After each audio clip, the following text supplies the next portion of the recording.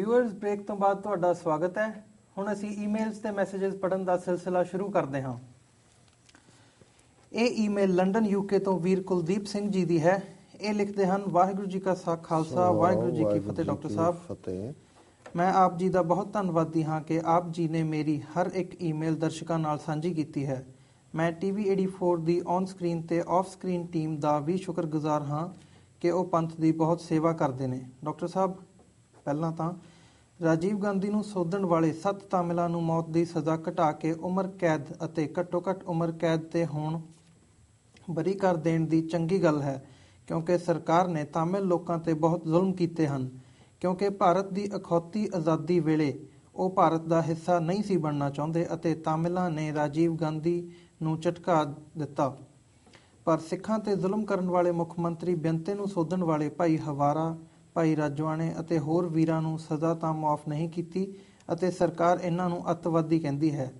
ਜੇ ਸਜ਼ਾ ਘਟਾ ਵੀ ਦਿੱਤੀ ਜਾਂਦੀ ਹੈ ਤਾਂ ਲੱਗਦਾ ਹੈ ਕਿ ਇਹਨਾਂ ਨੂੰ ਕਦੇ ਬਰੀ ਨਹੀਂ ਕੀਤਾ ਜਾਵੇਗਾ। ਪ੍ਰਧਾਨ ਮੰਤਰੀ ਨੂੰ ਮਾਰਨ ਵਾਲਿਆਂ ਦਾ ਗੁਨਾਹ ਮੁੱਖ ਮੰਤਰੀ ਨੂੰ ਮਾਰਨ ਵਾਲਿਆਂ ਨਾਲੋਂ ਵੱਡਾ ਹੈ। ਫਿਰ ਸਾਡੇ ਨਾਲ ਇਹ ਵਿਤਕਰਾ ਕਿਉਂ? ਕਿਉਂਕਿ ਅਸੀਂ ਗੁਲਾਮ ਹਾਂ, ਗੁਲਾਮ ਹਾਂ, ਗੁਲਾਮ ਹਾਂ। ਭਾਰਤ ਨੂੰ ਆਪਣਾ ਮੁਲਕ ਕਹਿਣ ਵਾਲੇ ਸਿੱਖਾਂ ਨੂੰ ਬੇਨਤੀ ਕਰਦਾ ਹਾਂ ਕਿ ਕੁਝ ਸੋਚੋ, ਸ਼ਰਮ ਕਰੋ, ਕੁਝ ਅਕਲ ਕਰੋ। ਜੇਕਰ ਭਾਰਤ ਸਾਡਾ ਮੁਲਕ ਹੁੰਦਾ ਤਾਂ ਸਾਨੂੰ ਜਰਾਇਮ ਪੇਸ਼ਾ ਕੌਮ ਨਾ ਐਲਾਨਿਆ ਜਾਂਦਾ, ਪੰਜਾਬ ਦੇ ਟੁਕੜੇ ਨਾ ਹੁੰਦੇ, ਲੱਖਾਂ ਸਿੱਖ ਜੇਲ੍ਹਾਂ ਵਿੱਚ ਨਾ ਜਾਂਦੇ, ਲੱਖਾਂ ਸਿੱਖ ਕਤਲੇ ਨਾ ਜਾਂਦੇ, ਸਾਡੇ ਗੁਰੂ ਘਰਾਂ ਤੇ ਹਮਲੇ ਨਾ ਹੁੰਦੇ, ਇਹ ਕੁਝ ਨਾ ਹੁੰਦਾ, ਅਸੀਂ ਆਜ਼ਾਦ ਨਾ ਹੁੰਦੇ, ਸਾਨੂੰ ਹਿੰਦੂਆਂ ਦਾ ਹਿੱਸਾ ਨਾ ਦੱਸਿਆ ਜਾਂਦਾ। ਭਾਰਤ ਵਿੱਚ ਰਹਿੰਦੇ ਵੀਰੋ, ਨਸ਼ਿਆਂ ਤੇ ਸਾਜ਼ਿਸ਼ਾਂ ਤੋਂ ਬਚੋ। ਸਾਨੂੰ ਆਪਣਾ ਪੁਰਾਣਾ ਜਜ਼ਬਾ ਦੁਬਾਰਾ ਕਾਇਮ ਰੱਖਣਾ ਹੋਵੇਗਾ। ਅੱਜ ਦੀ ਖਬਰ ਅਨੁਸਾਰ ਮਾਚਿਸ ਦੀ ਡਿੱਬੀ ਤੇ ਗੁਰੂ ਗੋਬਿੰਦ ਸਿੰਘ ਜੀ ਦੀ ਫੋਟੋ ਲਾਈ ਗਈ ਹੈ। ਇਹ ਸਭ ਬਾਦਲ ਤਵੀ ਹਿੰਦੂਤਵੀ ਨਾਲ ਹੈ ਜੋ ਸਾਡਾ ਧਿਆਨ ਮੁੱਦੇ ਤੋਂ ਹਟਾਉਣਾ ਚਾਹੁੰਦੇ ਹਨ। 3. ਮੈਂ ਸੋਚਦਾ ਹਾਂ ਕਿ ਬ੍ਰਿਟਿਸ਼ ਸਰਕਾਰ ਸਾਰੇ ਨਾਗਰਿਕਾਂ ਨਾਲ ਇੱਕੋ ਜਿਹਾ ਵਰਤਾਰਾ ਕਰਦੀ ਹੈ। ਇੱਥੋਂ ਦੀਆਂ ਅਦਾਲਤਾਂ ਨਿਆਂ ਕਰਦੀਆਂ ਹਨ, ਪਰ ਮੈਂ ਗਲਤ ਸਾਂ। ਪਰ ਇੱਥੇ ਵੀ ਅਸੀਂ 2 ਨੰਬਰ ਦੇ ਸ਼ਹਿਰੀ ਹਾਂ। ਬ੍ਰਿਟਿਸ਼ ਸਰਕਾਰ ਵੀ ਨਸਲਵਾਦੀ ਹੈ। ਮੇਰੀ ਸਿੱਖ ਕੌਂਸਲ UK ਨੂੰ ਬੇਨਤੀ ਹੈ ਕਿ ਉਹ ਜਿਸ ਮਕਸਦ ਲਈ ਹੋਂਦ ਵਿੱਚ ਲਿਆਂਦੀ ਗਈ ਉਸ ਨੂੰ ਆਪਣਾ ਫਰਜ਼ ਨਿਭਾਵੇ ਤੇ ਸਰਕਾਰ ਨੂੰ ਤਕੜੇ ਕਾਨੂੰਨੀ ਹੱਥ ਪਾਵੇ। ਪ੍ਰੋਫੈਸਰ ਪੂਰਨ ਸਿੰਘ ਦੀ ਕਵਿਤਾ ਨੂੰ ਤੁਹਾਡੇ ਨਾਲ ਸ਼ੇਅਰ ਕਰ ਰਿਹਾ ਹਾਂ।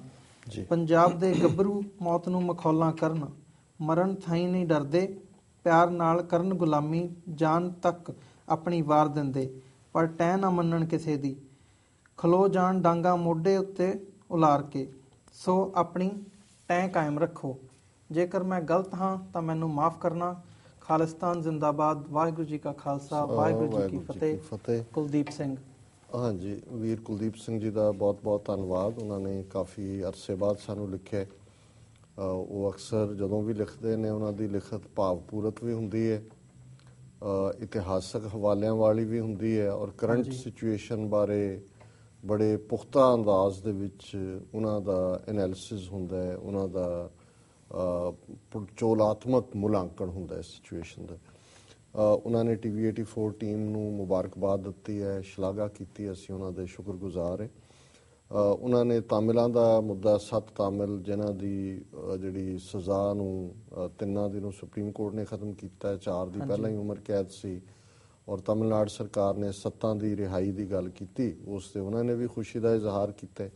ਪਰ ਉਹਨਾਂ ਨੇ ਇੱਕ ਜਿਹੜਾ ਉਸ ਦਾ ਜ਼ਰੂਰ ਕੰਪੈਰੀਜ਼ਨ ਕੀਤਾ ਕਿ ਵੀ ਇੱਕ ਪਾਸੇ ਉਹਨਾਂ ਨੇ ਪ੍ਰਧਾਨ ਮੰਤਰੀ ਨੂੰ ਮਾਰਿਆ ਸੀ ਤੇ ਉਹਨਾਂ ਦੇ ਲਈ ਤਾਂ ਰਾਹਤ ਹੈ, ਕਾਨੂੰਨ ਦੇ ਵਿੱਚ ਵੀ ਹੈ, ਸਰਕਾਰ ਦੇ ਵਿੱਚ ਵੀ ਹੈ। ਪਰ ਜਿਨ੍ਹਾਂ ਨੇ ਮੁੱਖ ਮੰਤਰੀ ਨੂੰ ਮਾਰਿਆ ਉਹਦੇ ਜ਼ੁਲਮਾਂ ਕਰਕੇ ਸਿੱਧੇ ਪ੍ਰਧਾਨ ਮੰਤਰੀ ਦੀਆਂ ਨੀਤੀਆਂ ਸੀ ਜਿਨ੍ਹਾਂ ਨੇ ਤਮਿਲਨਾਡੂ ਦੇ ਵਿੱਚ, ਔਰ ਉਹ ਵੀ ਨੀਤੀਆਂ ਇੰਦਰਾ ਗਾਂਧੀ ਦੀਆਂ ਚੱਲੀਆਂ ਆ ਰਹੀਆਂ ਸੀ। ਪਰ ਇਸ ਮਾਮਲੇ ਦੇ ਵਿੱਚ ਤਾਂ ਬੇਅੰਤ ਸਿੰਘ ਨੇ ਸਿੱਧੇ ਤੌਰ ਤੇ 50,000 ਨੌਜਵਾਨ ਮਾਰਿਆ। ਸੋ ਇਹਨਾਂ ਨੇ, ਕੁਲਦੀਪ ਸਿੰਘ ਜੀ ਨੇ ਬਿਲਕੁਲ ਠੀਕ ਇਹ ਸਵਾਲ ਕੀਤਾ ਹੈ ਵੀ ਇੱਕ ਪਾਸੇ ਤਾਂ ਉਹ ਹੈ ਤੇ ਮੁੱਖ ਮੰਤਰੀ ਵਾਲਿਆਂ ਲਈ ਜੇ ਉਹਨਾਂ ਨੂੰ ਈਵਨ ਪੈਰੋਲ ਵੀ ਨਹੀਂ ਪੱਕੀ ਦਿੱਤੀ ਗਈ ਜਾਂ ਉਹਨਾਂ ਦੀ ਰਿਲੀਜ਼ ਨਹੀਂ ਹੋ ਰਹੀ ਤੇ ਉਹਦੇ 'ਚ ਆਪਣੀ ਸਰਕਾਰ ਬਿਠਾਈ ਹੋਈ ਯੂਨੀਅਨ ਟੈਰੀਟਰੀ 'ਚ ਵੀ ਬਹੁਤਾ ਦਖਲ ਅੰਦਾਜ਼ੀ ਤਾਂ ਪੰਜਾਬ ਦੀ ਹੈ, 60% ਇਹਨਾਂ ਦੇ ਸ਼ੇਅਰ ਨੇ। ਸੋ ਇਹ ਬਿਲਕੁਲ ਉਹਨਾਂ ਨੇ ਇਸ 'ਚੋਂ ਹੀ ਇਹ ਕਨਕਲੂਡ ਕੀਤਾ ਵੀ ਜ਼ਾਹਰ ਹੈ ਵੀ ਅਸੀਂ ਗੁਲਾਮ ਹੈ। ਉਹਨਾਂ ਆਪਣੇ ਕੌਮ ਦੇ ਲੋਕਾਂ ਨੂੰ ਜਿਹੜੇ ਕਿ ਖਾਲਿਸਤਾਨ ਦੀ ਆਜ਼ਾਦੀ ਤੋਂ ਭਗੌੜੇ ਨੇ ਉਹਨਾਂ ਨੂੰ ਕਿਹਾ ਵੀ ਸ਼ਰਮ ਕਰੋ, ਸ਼ਰਮ ਕਰੋ ਔਰ ਜਿਨ੍ਹਾਂ ਨੂੰ ਇਹ ਨਜ਼ਰ ਨਹੀਂ ਆਉਂਦਾ ਵੀ ਅਸੀਂ ਕਿਵੇਂ ਗੁਲਾਮ ਹੈ, ਵੀ ਸਾਨੂੰ ਉਹਨਾਂ ਨੇ ਜਰਾਇਮ ਪੇਸ਼ਾ ਕੌਮ ਐਲਾਨਿਆ, ਹਜ਼ਾਰਾਂ ਸਾਡੇ ਵੀਰਾਂ ਦਾ ਕਤਲ ਕੀਤਾ, ਗੁਰਦੁਆਰਾ ਸਾਹਿਬਾਨ ਨੂੰ ਹਮਲਿਆਂ ਦਾ ਸ਼ਿਕਾਰ ਬਣਾਇਆ, ਹਿੰਦੂਆਂ ਦਾ ਸਾਨੂੰ ਹਿੱਸਾ ਬਣਾਇਆ ਹੋਇਆ। ਔਰ ਇਸ ਸਭ ਦੇ ਬਾਵਜੂਦ ਜੇ ਕਿਸੇ ਨੂੰ ਸਮਝ ਨਾ ਆਏ ਵੀ ਅਸੀਂ ਗੁਲਾਮ ਹੈ ਤਾਂ ਫਿਰ ਉਹਨਾਂ ਦਾ ਕੀ ਪ੍ਰਬੰਧ ਕੀਤਾ ਜਾ ਸਕਦਾ। ਉਹਨਾਂ ਨੇ 2 ਖਬਰਾਂ ਜਿਹੜੀਆਂ ਉਹਨਾਂ ਦੇ ਉੱਤੇ ਵੀ ਟਿੱਪਣੀ ਕੀਤੀ ਹੈ। ਅੱਜ ਵੀ ਮੀਡੀਆ 'ਚ ਖਬਰ ਹੈ ਕਿ ਹਰਿਆਣੇ ਦੀ ਇੱਕ ਕੰਪਨੀ ਜਿਹੜੀ ਕਿ ਮਾਚਸ ਬਣਾਉਂਦੀ ਹੈ, ਉਸ ਦੇ ਉੱਤੇ 10ਵੇਂ ਪਾਤਸ਼ਾਹ ਦੀ ਫੋਟੋ ਲਾਈ ਹੋਈ ਹੈ। ਹੁਣ ਜ਼ਾਹਰ ਹੈ ਕਿ ਵੀ ਹੁਣ ਮਾਚਸ ਜਿਹੜੀ ਅੱਜ ਦੇ ਜ਼ਮਾਨੇ 'ਚ ਹੁਣ ਘਰਾਂ ਦੇ ਵਿੱਚ ਤਾਂ ਗੈਸਿਸ ਨੇ, ਸੋ ਲਾਈਟਰ ਇਸਤੇਮਾਲ ਹੁੰਦਾ ਹੈ। ਮਾਚਸ ਦਾ ਬਹੁਤੇ ਜਿਹੜੇ ਨੇ ਉਹ ਸਿਗਰਟਾਂ ਪੀਣ ਵਾਲੇ ਔਰ ਇਸ ਕਿਸਮ ਦੇ ਲੋਕ ਇਸਤੇਮਾਲ ਕਰਦੇ ਨੇ। ਔਰ ਜਦੋਂ ਤੁਸੀਂ ਜਿਹੜੀ ਚੀਜ਼ ਅੱਗ ਲਾਉਣ ਵਾਲੀ ਹੈ, ਪਹਿਲੀ ਗੱਲ ਤਾਂ ਵੈਸੇ ਹੀ ਫੋਟੋ ਕਲਚਰ ਕੋਈ ਸਿੱਖੀ ਦਾ ਹਿੱਸਾ ਨਹੀਂ ਹੈ। ਸ਼੍ਰੋਮਣੀ ਕਮੇਟੀ ਨੇ ਵੀ ਇਹਨੂੰ ਪ੍ਰਮੋਟ ਕੀਤਾ ਕਿਸੇ ਸਟੇਜ ਤੇ। ਹੁਣ ਇਹ ਹੈ ਵੀ ਘਿਓ ਦੇ ਡੱਬਿਆਂ ਤੇ ਫੋਟੋ ਲੱਗ ਜਾਏ, ਮਾਚਸ ਤੇ ਲੱਗ ਜਾਏ, ਕਿਸੇ ਹੋਰ ਤੇ ਲੱਗ ਜਾਏ, ਪਰ ਇਹਦੇ ਨਾਲ ਹੀ ਇੱਕ ਪਾਸੇ ਇਹ ਖਬਰ ਲੱਗੀ ਹੋਈ ਹੈ ਵੀ ਕਿਵੇਂ ਮਾਚਸ ਤੇ ਪਿਕਚਰ ਹੈ, ਤੇ ਦੂਜੇ ਪਾਸੇ ਹੈ ਵੀ ਇੱਕ ਸਿੰਘ ਜਿਹੜਾ ਕਿ 5 ਪਿਆਰਿਆਂ 'ਚ ਵੀ ਸ਼ਾਮਲ ਹੁੰਦਾ, ਉਹਦਾ ਕਿਸੇ ਹਿੰਦੂ ਵਪਾਰੀ ਦੇ ਨਾਲ ਕਾਰੋਬਾਰੀ ਝਗੜਾ ਸੀ, ਤਾਂ ਉਹਨੂੰ ਉਹਦੇ ਦਫ਼ਤਰ 'ਚ ਸੱਦ ਕੇ ਉਸ ਦੇ ਜਿਹੜੇ ਨੇ ਉਹਦੀ ਦਾੜੀ ਜਿਹੜੀ ਹੈ ਉਹ ਮੁੰਨੀ ਗਈ, ਉਹਨੂੰ ਜਿਹੜਾ ਉਸ ਦੇ ਕੇਸਾਂ ਦੀ ਬੇਅਦਬੀ ਕੀਤੀ ਗਈ। ਸੋ ਇਹ ਪੰਜਾਬ 'ਚ ਹੋ ਰਿਹਾ। ਜਦੋਂ ਅਸੀਂ ਕੋਈ ਗੱਲ ਪੱਗ ਦੇ ਹਵਾਲੇ ਨਾਲ ਅਮਰੀਕਾ 'ਚ ਕਰਦੇ ਹਾਂ ਕਿ ਜੀ ਮਿਨੇਸੋਟਾ ਸਟੇਟ ਸਾਨੂੰ ਜਿਹੜਾ ਡਰਾਈਵਿੰਗ ਲਾਇਸੈਂਸ ਤੇ ਪੱਗ ਦੇ ਨਾਲ ਫੋਟੋ ਦੇਣ ਦਾ ਮਿਲ ਗਿਆ ਹੱਕ, ਅਸੀਂ ਬਾਹਰ ਤਾਂ ਲੜ ਰਹੇ ਹਾਂ ਆਪਣੇ ਹੱਕਾਂ ਲਈ। ਆਪਣੇ ਗੁਰੂ ਸਾਹਿਬਾਨ ਦੇ ਜੇ LA ਦੇ ਵਿੱਚ ਇੱਕ ਬਾਰ ਦੇ ਵਿੱਚ ਫੋਟੋਆਂ ਕਿਸੇ ਸਿੱਖ ਨੇ ਜਾ ਕੇ ਲਾਈਆਂ ਸੀ ਗੁਰੂ ਸਾਹਿਬਾਨ ਦੀਆਂ, ਤੇ ਪੂਰਾ ਕੈਂਪੇਨ ਕੀਤਾ ਯੂਨਾਈਟਿਡ ਸਿੱਖਸ ਨੇ, ਉਹਨੂੰ ਹਟਾਉਣ ਤੇ ਮਜਬੂਰ ਕੀਤਾ ਕਿ ਭਾਈ ਇਹ ਇਸ ਕੰਮ ਲਈ ਨਹੀਂ ਹੈ।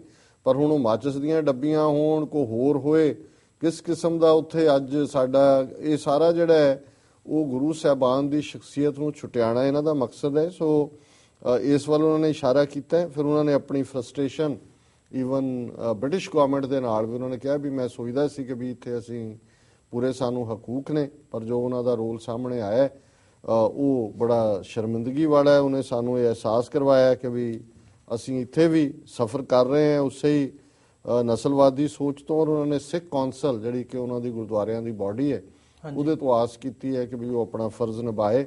ਔਰ ਅਖੀਰ ਵਿੱਚ ਉਹਨਾਂ ਨੇ ਪ੍ਰੋਫੈਸਰ ਪੂਰਨ ਸਿੰਘ, ਜਿਨ੍ਹਾਂ ਨੇ ਜਦੋਂ ਇਹ ਬੇਪਰਵਾਹ ਪੰਜਾਬ ਦੇ ਮੌਤ ਨੂੰ ਮਖੌਲਾਂ ਕਰਨ, ਮਰਨ ਥੀ ਨਹੀਂ ਡਰਦੇ, ਪਿਆਰ ਨਾਲ ਇਹ ਕਰਨ ਗੁਲਾਮੀ, ਜਾਨ ਕੋ ਆਪਣੀ ਵਾਰ ਦਿੰਦੇ, ਪਰ ਟੈ ਨਾ ਮੰਨਣ ਕਿਸੇ ਦੀ, ਖਲੋ ਜਾਣ ਡਾਂਗਾ ਮੋਢੇ ਤੇ ਉਲਾਰ ਕੇ। ਸੋ ਜਿਹੜੀ ਟੈ ਪੰਜਾਬ ਦੇ ਕਰੈਕਟਰ 'ਚ ਇਹ ਸਿੱਖ ਨੇ, ਗੁਰੂ ਕਲਗੀਧਰ ਪਾਤਸ਼ਾਹ ਨੇ ਉਹ ਖਾਲਸਾ ਪੰਥ ਸਾਜਿਆ, ਜਿਸ ਪੰਥ ਨੇ ਸਵੈਮਾਨ ਅਣਖ ਦੇ ਨਾਲ ਜਿਉਣਾ ਸਿਖਾਇਆ। ਨਹੀਂ ਤਾਂ 1000 ਸਾਲ ਉਹੀ ਪੰਜਾਬ ਸੀ, ਜਿਹੜਾ ਮਰਜ਼ੀ ਉੱਥੋਂ 500-700 ਗੱਡਰੀਏ ਆ ਜਿਹੜੀ ਇਕੱਠੇ ਕਰਦਾ ਸੀ, ਦਰਾ ਖੈਬਰ ਲੰਘਦਾ ਸੀ, ਜਾ ਕੇ ਗੁਜਰਾਤ ਤੱਕ ਪਹੁੰਚ ਜਾਂਦਾ ਸੀ, ਉਹਨੂੰ ਰੋਕਣ ਵਾਲਾ ਕੋਈ ਨਹੀਂ ਸੀ।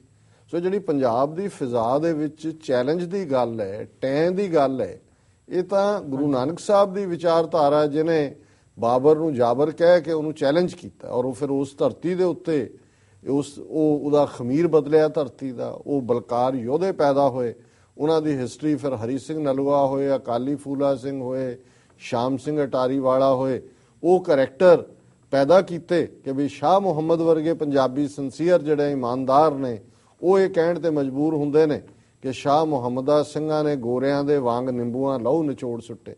ਔਰ ਜਦੋਂ ਉਹ ਸਿੱਖ ਵੱਲੋਂ ਦੇਖਦਾ, ਸ਼ਾਹ ਮੁਹੰਮਦ ਕਹਿੰਦਾ ਵੀ ਸ਼ਾਹ ਮੁਹੰਮਦਾ ਤੁਸੀਂ ਪੰਜਾਬੀ ਹੋ ਜੀ, ਕੀਰਤ ਸਿੰਘ ਸਿਪਾਹੀ ਦੀ ਰੱਖਣੀ ਜੀ, ਕਿ ਜਿਹੜਾ ਸਿੰਘ ਦਾ ਵਕਾਰ ਬਣਿਆ ਹੋਇਆ ਇਹਨੂੰ ਨਾ ਕਦੇ ਡੁਲਾਇਓ। ਸੋ ਅਸੀਂ ਸਮਝਦੇ ਹਾਂ ਵੀ ਇਹ ਗੱਲ ਬਿਲਕੁਲ ਠੀਕ ਹੈ। ਲੜਾਈ ਤਾਂ ਟੈਂ ਦੀ ਹੈ, ਪੋਲੀਟੀਕਲ ਪਾਵਰ ਤੁਹਾਡੇ ਕੋਲ ਹੈ, ਤੁਹਾਡੀ ਟੈਂ, ਸੋਵਰਨਟੀ ਤੁਹਾਡੇ ਕੋਲ ਹੈ, ਤੁਹਾਡੀ ਟੈਂ। ਜਿੱਦਣ ਤੁਸੀਂ ਦੂਜੇ ਦੇ ਹੁਕਮ ਨੂੰ ਮੰਨਦੇ ਹੋ, ਉਹਦੇ ਹੁਕਮ ਦੇ ਥੱਲੇ ਜਿਉਂਦੇ ਹੋ, ਉਹ ਡਿਸਾਈਡ ਕਰਦੇ ਆ ਵੀ ਤੁਹਾਡੇ ਕਾਨੂੰਨ ਕੀ ਬਣਨੇ ਨੇ, ਤੁਹਾਨੂੰ ਕਿਹੜਾ, ਤੁਹਾਡਾ ਧਰਮ ਕਿਹੜਾ ਰੱਖਣਾ ਹੈ। ਉਹਨਾਂ ਨੇ ਡਿਸਾਈਡ ਕੀਤਾ ਵੀ ਆਰਟੀਕਲ 25 ਤੁਹਾਨੂੰ ਹਿੰਦੂ ਬਣਾਉਣੇ। ਸੋ ਅਸੀਂ ਧੰਨਵਾਦੀ ਹਾਂ ਵੀਰ ਕੁਲਦੀਪ ਸਿੰਘ ਜੀ ਦੇ ਕਿ ਉਹਨਾਂ ਨੇ ਬੜੇ ਖੂਬਸੂਰਤ ਅੰਦਾਜ਼ ਦੇ ਵਿੱਚ ਅਜੋਕੇ ਮਸਲੇ ਵੀ, ਔਰ ਜਿਹੜਾ ਸਿੱਖ ਕਰੈਕਟਰ ਹੈ ਪ੍ਰੋਫੈਸਰ ਪੂਰਨ ਸਿੰਘ ਰਾਹੀਂ, ਜਿਹੜੇ ਸਾਡੇ ਫਕੀਰ ਉਸ ਧਰਤੀ ਦੇ ਸ਼ਾਇਰ ਨੇ, ਅਲਬੇਲੇ ਕਵੀ ਨੇ, ਜਿਨ੍ਹਾਂ ਨੇ ਖੁੱਲੀ ਕਵਿਤਾ ਦਾ ਇਹ ਦੌਰ ਜਿਹੜਾ ਉਹਨਾਂ ਨੇ ਕਪਲੇਟ ਭੇਜਿਆ, ਖੁੱਲੀ ਕਵਿਤਾ ਹੈ। ਉਸ ਤੋਂ ਪਹਿਲਾਂ ਪੰਜਾਬੀ ਦੇ ਵਿੱਚ ਤੁਕਬੰਦੀ ਸੀ ਕਿ ਇੱਕ ਤੁਕ ਦੇ ਨਾਲ ਦੂਜੀ ਰਲੇ, ਪਰ ਉਹਨਾਂ ਦਾ ਐਸਾ ਪ੍ਰਵਾਹ ਹੈ ਥਾਟ ਦਾ ਕਿ ਖੁੱਲੀ ਕਵਿਤਾ ਨੂੰ ਪੜ੍ਹਦਿਆਂ ਵੀ ਤੁਸੀਂ ਇੱਕ ਨਸ਼ਾ ਮਹਿਸੂਸ ਕਰਦੇ ਹੋ। ਸੋ ਉਹ ਵੀ ਸਾਡੇ ਦਰਸ਼ਕਾਂ ਦੇ ਨਾਲ ਸਾਂਝੀ ਕੀਤੀ ਹੈ। ਬਹੁਤ ਬਹੁਤ ਸ਼ੁਕਰੀਆ। Thank you doctor Sahib. Viewers, ਹੁਣ ਸਮਾਂ ਹੋ ਗਿਆ ਹੈ ਬ੍ਰੇਕ ਦਾ। ਤੁਸੀਂ ਸਾਡੇ ਨਾਲ ਇਸੇ ਤਰ੍ਹਾਂ ਜੁੜੇ ਰਹੋ। ਮਿਲਦੇ ਹਾਂ ਇੱਕ ਛੋਟੇ ਜਿਹੇ ਬ੍ਰੇਕ ਤੋਂ ਬਾਅਦ।